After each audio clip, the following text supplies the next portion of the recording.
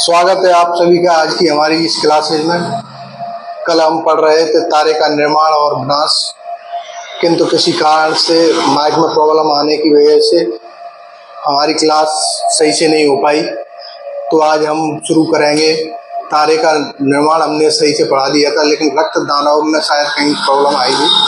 तो आज हम शुरू करेंगे रक्त दानव। रक्त दानव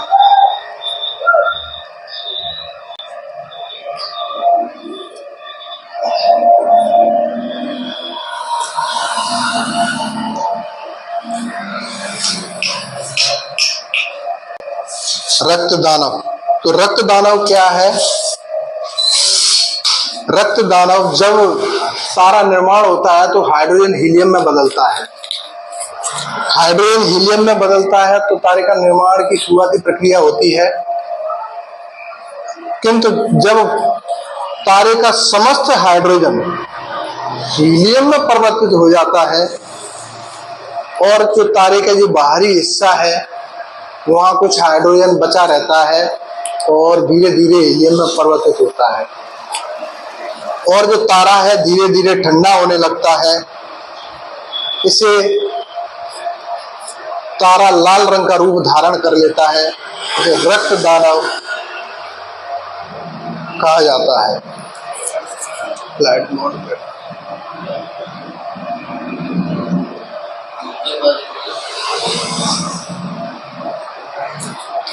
जिसे रक्त दानव कहा जाता है। तो आइए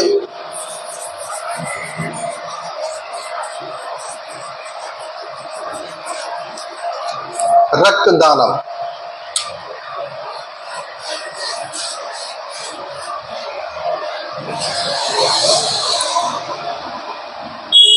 समस्त हाइड्रोजन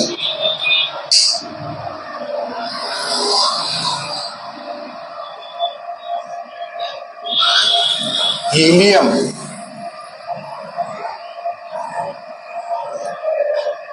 में परिवर्तित हो जाता है।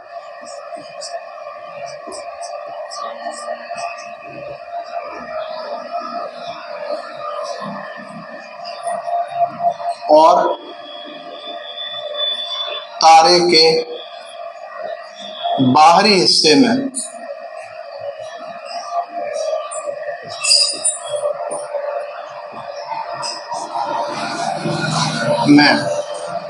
हाइड्रोजन, कुछ हाइड्रोजन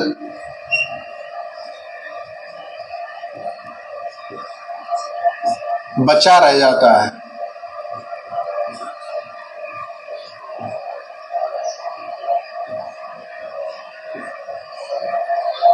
जो धीरे धीरे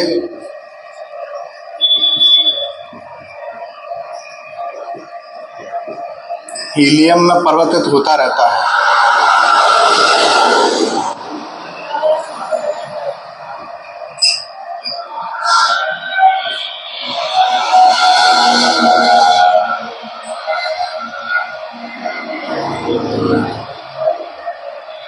तथा तारा ठंडा होकर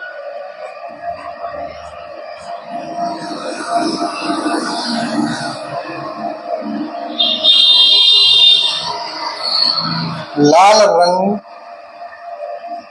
का दिखाई देने लगता है।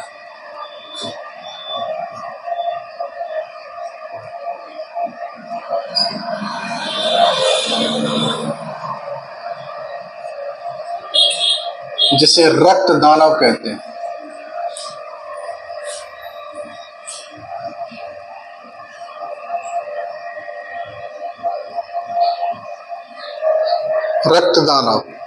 रक्त दानव के बाद स्थिति आती है तारे की विस्फोट की, या तारे का विनाश की।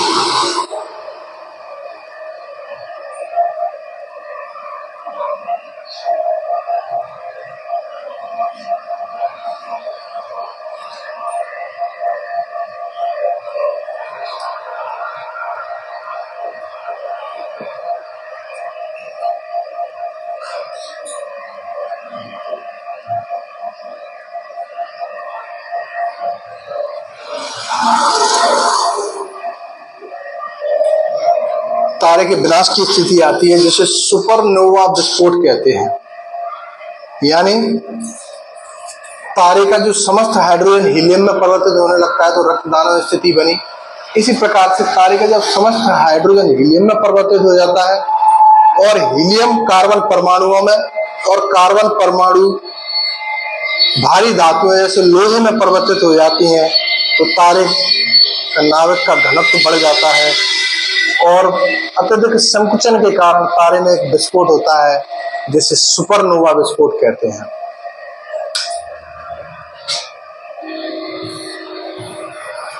जिसे सुपरनोवा विस्फोट कहते हैं। सुपरनोवा विस्फोट कहते हैं।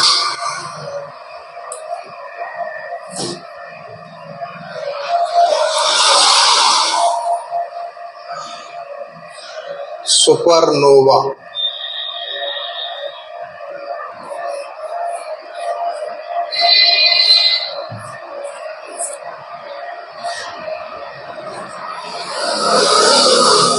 सुपरनोवा विस्फोट कहते हैं।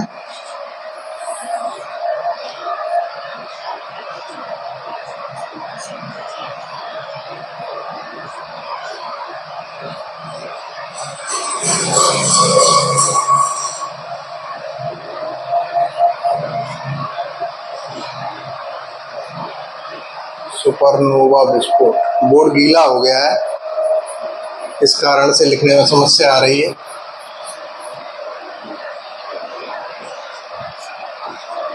सुपरनोवा विस्फोट।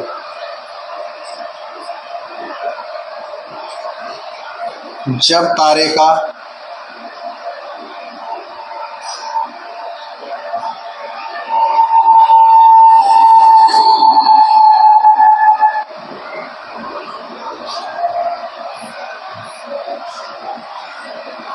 समस्त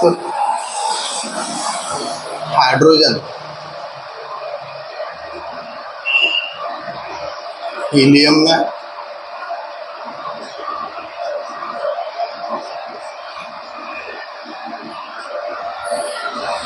और हीलियम कार्बन में तथा कार्बन भारी धातुओं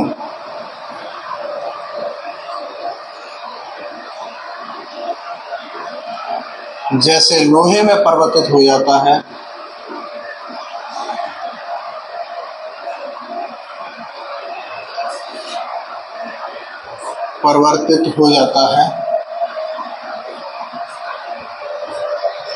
हो जाता है तो तारे का घनत्व बढ़ जाता है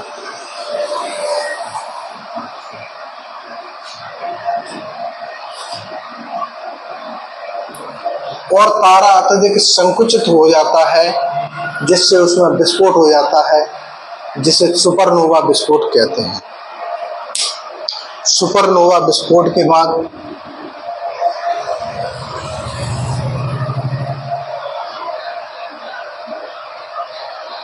स्थिति एक टर्म आती है चंद्रशेखर सीमा।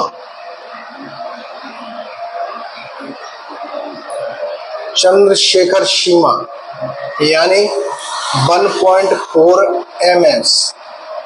ms का मतलब है सूर्य का द्रव्यमान, यानी सूर्य के द्रव्यमान का 1.4 गुना क्या हो जाता है, चंद्रशेखर सीमा हो जाती है।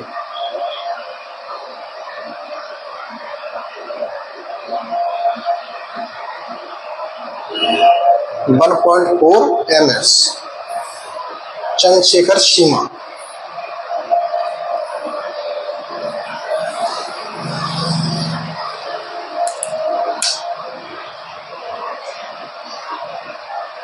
चंद्रशेखर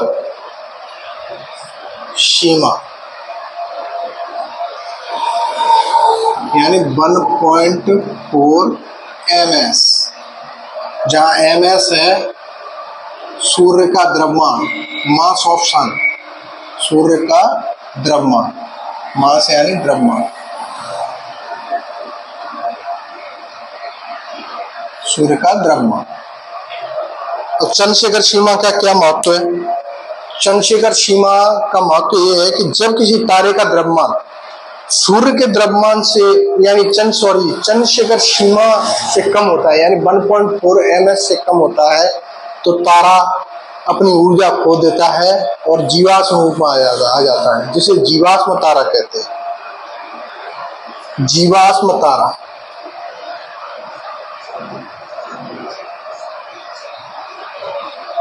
यानी तारे का द्रव्यमान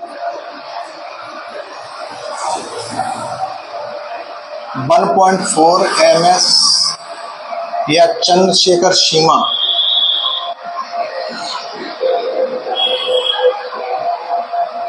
से कम होता है,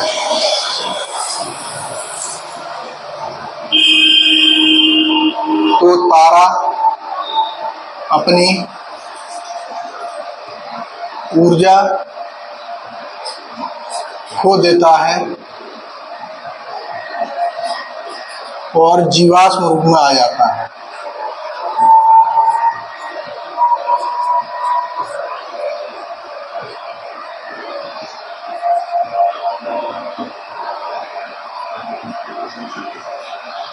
जीवाश्म रूप में आ जाता है। इसके बाद जीवाश्म तारे के बाद एक स्थिति आती है न्यूट्रॉन तारा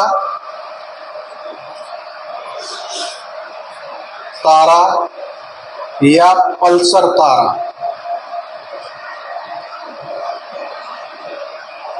जब किसी तारे का द्रव्यमान चंद्रशेखर सीमा यानी 1.4 ms से अधिक होता है, तो तारा अधिक तेजी से घूमने लगता है, जिस कारण से उसके नाभिक के जो इलेक्ट्रॉन हैं वो नाभिक को छोड़ करके चले जाते हैं, केवल नाभिक में न्यूट्रॉन बचे रह जाते हैं।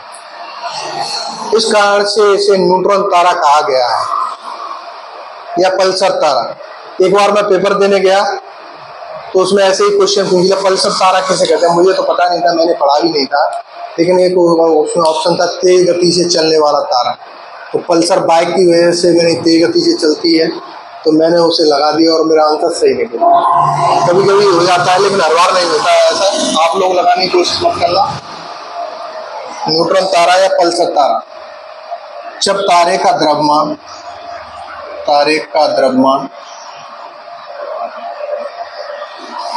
चंद्रशेखर सीमा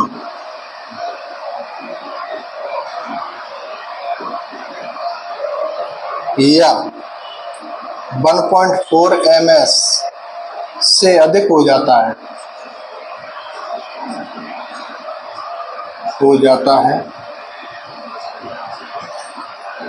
तो तारे का जो तारे के नाभिक के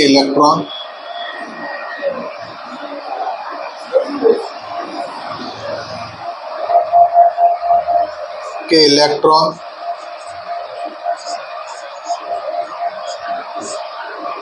नाभिक को छोड़कर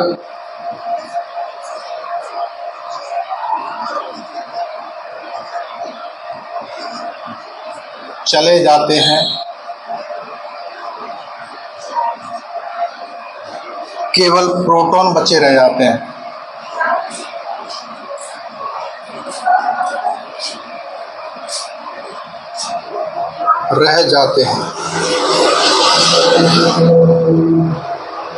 प्रोटॉन बचे रह जाते हैं। इस कारण इसे न्यूट्रॉन तारा या पल्सर तारा कहते हैं।